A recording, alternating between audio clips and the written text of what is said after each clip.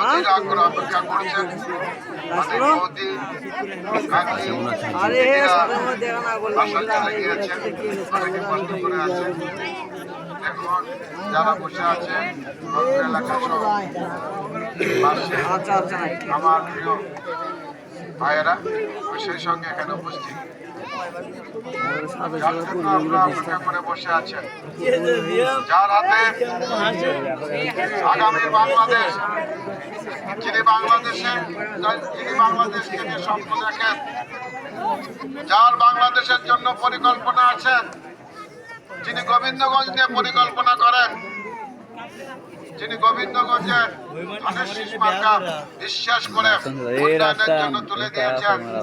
আমাদের প্রিয় মানুষ, আমাদের গোবিন্দগঞ্জের সফল মানুষ, প্রয়াত সংসদ সদস্য জনাব এম এ মুতাল্লেব সাহেব, যিনি আমাদের সামনে ঘুমিয়ে আছেন,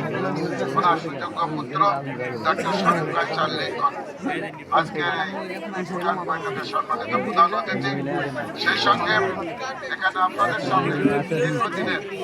আন্দোলন, শিক্ষা সংগ্রাম, যাকে গোবিন্দগঞ্জের পৌরসভার মানুষ বারবার পরও বিগত দিনে মুর্শিদি বেগমের সরকার